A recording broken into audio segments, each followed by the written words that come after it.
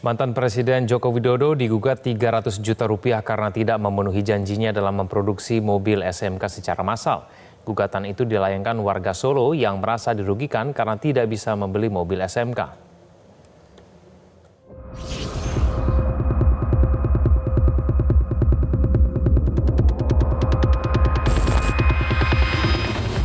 Setelah dianggap mati suri usai diresmikan mantan Presiden Joko Widodo tahun 2019 lalu, kehadiran mobil SMK kembali mencuat. Bukan karena produksinya, namun justru digugat warga Solo lantaran wan prestasi. Kuasa hukum penggugat SMK Aufa Lukmana, Sigit Sudibianto menjelaskan, kliennya melayangkan gugatan sebab merasa dibohongi atas tawaran pembelian mobil SMK. Sebagai calon pembeli mobil SMK, Aufa Lukman yang merupakan warga Solo menuntut ganti rugi pada Jokowi sebesar 300 juta rupiah atau senilai harga 2 mobil pickup SMK. Aufa sedianya hendak membeli 2 mobil itu, tapi tidak terwujud karena Jokowi saat jadi presiden tidak memenuhi janjinya untuk menjadikan SMK sebagai mobil nasional.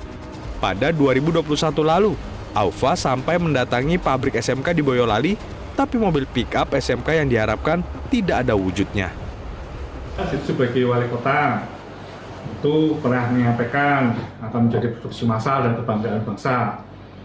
Kemudian waktu itu sudah targetnya itu 5.000 unit per tahun seperti itu, bahkan sudah ada yang memesan gitu. Kemudian beliau menjadi gubernur Jakarta tahun 2014-an itu juga masih menyampaikan, bahkan prototipenya kan dikendarai langsung ke Jakarta gitu kan. Dan kemudian sudah merintis pabrik pabriknya di Boyolali gitu.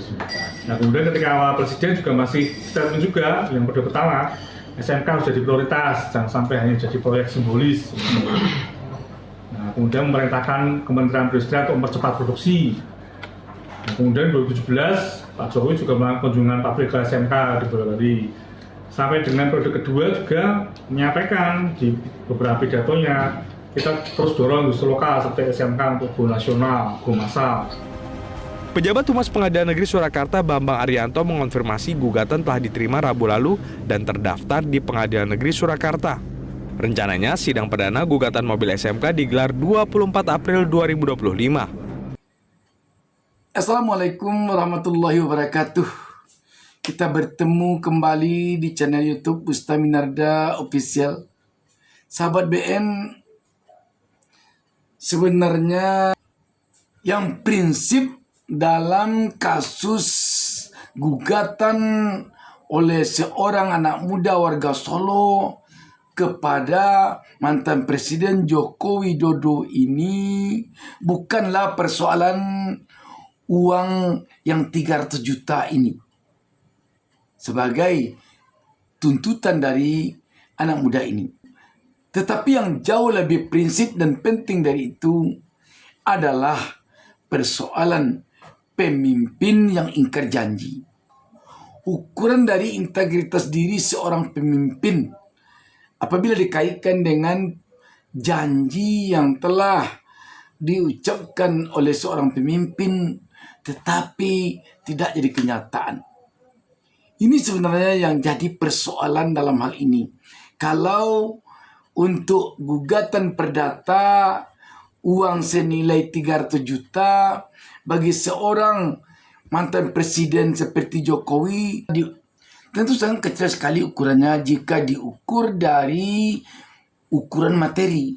Apalagi sekarang ini dia masih banyak punya orang-orang dekatnya di kabinet Prabowo Subianto yang menjadi menteri atau menduduki jabatan setingkat menteri. Anaknya pun menjadi seorang wakil presiden. Menantunya pun menjadi seorang gubernur. Dan jaringannya dengan para pengusaha nasional maupun internasional kita yakin akan sangat banyak. Maklumlah seorang mantan presiden. Jadi tidak ada apa-apanya bagi Jokowi nilai uang 300 juta itu. Atau apapun namanya bagi seorang Jokowi uang yang 300 juta itu kita yakin tidak ada artinya sama sekali. Tetapi jika kita kaitkan dengan integritas diri seorang tokoh yang telah menjanjikan sesuatu di hadapan rakyatnya, tetapi janji itu tidak menjadi kenyataan dan mengecewakan rakyat, ini yang jadi persoalan sebenarnya. Sebab seorang pemimpin, apalagi seorang presiden, kepala negara, pemimpin tertinggi di negara ini, jelaslah ucapannya dipegang teguh oleh rakyat. Apabila ucapannya tidak bisa dipegang, maka di sanalah nilai kepemimpinannya runtuh. Kalau kita perhatikan, tidak hanya satu ini saja janji-janji pemerintah di saat Indonesia dipimpin oleh Joko Widodo yang mengecewakan rakyat. Banyak janji-janji lain dari pemerintah di era Presiden Joko Widodo yang tidak tertepati oleh pemerintah dan mengecewakan rakyat. Mari kita lihat tayangan berikut ini. Assalamualaikum warahmatullahi wabarakatuh. Nama saya Triatno dari CP Trijaya Abadi, Pak. Saya udah mengerjakan kewajiban yang diberikan oleh Istaka, tapi hak kami tidak dipenuhi, Pak. Sampai kemarin tanggal 8 rumah saya disita, Pak. Aku mohon perhatian dari Bapak anggota DPR. Membantu, Pak. Saya minta hak saya, Pak. Gara-gara saya kemarin tanggal 8, Pak, disita sama pengadilan, Pak. Disampaikan Pak Jokowi, Pak Thohir. Saya sudah mengerjakan proyek-proyek tersebut, tapi nggak dibayar. Saya itu utang-utang ke bank akhirnya. Saya, Pak, kasihan dia anak istri saya, Pak. Aku mohon, Bapak. Saya menghimbau dulu nih, Bapak Presiden. Tolong dibayar ini, kasihan. Dia mengerjakan pekerjaan negara yang sudah ada anggarannya, lalu disuruh kerja dulu, lalu sesudah selesai tidak dibayar. Bapak Presiden yang seperti ini, ya. Bukan hanya Istaka Karya. Yang masuk ke kantor saya itu banyak sekali. Ada seorang ibu di Surabaya datang melapor ke saya ketika COVID oleh pejabat setingkat menteri, Pak. Disuruh membuat ini itu harganya 40 miliar. Buat dulu 40 miliar, sudah jadi nagih sampai sekarang tidak dibayar, Pak. Padahal dulu perintahnya jelas, ada tulisannya. Lalu diserahkan ke staf, disuruh nego, diturunkan harganya. Oke, turunkan harganya atas bayar. Saya rugi enggak, Pak, sampai sekarang enggak dibayar, Pak. Nah, yang begini kalau negara punya hutang ke rakyat enggak dibayar. Apakah ini seberapa besar hutang negara kepada rakyat dalam bentuk seperti itu?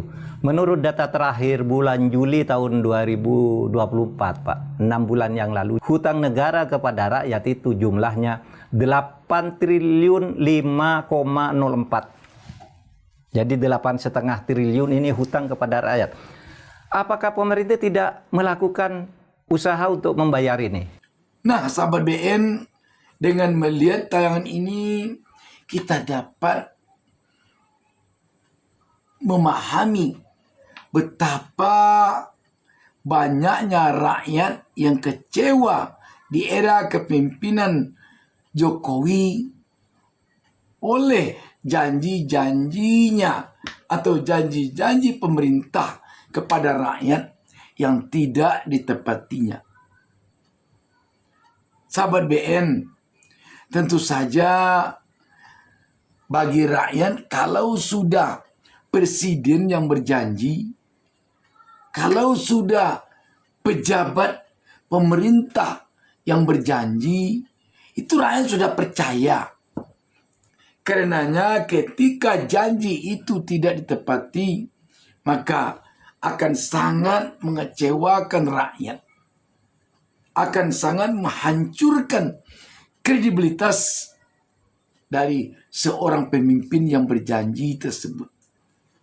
Dan kita juga mendengar selama ini celotehan di tengah-tengah publik terhadap pemerintahan di era Jokowi ini dulu. Ada yang mengatakan pagi tempe, siang toge, sore tahu. Ada yang mengatakan lampu sennya ke kiri, beloknya ke kanan. Artinya apa? Sulit dipegang ucapannya. Jadi dengan dilayangkannya gugatan oleh anak muda ini ke pengadilan, ini bisa membuka mata kita sebagai rakyat biasa bahwa memang di era Presiden Jokowi janji-janji kepada rakyat banyak sekali yang tidak menjadi kenyataan. Dan semoga ini tentu tidak terjadi di era kepemimpinan Presiden Prabowo. Sebab sekali lagi, bagi rakyat yang dipegangnya dari pemimpinnya adalah ucapannya.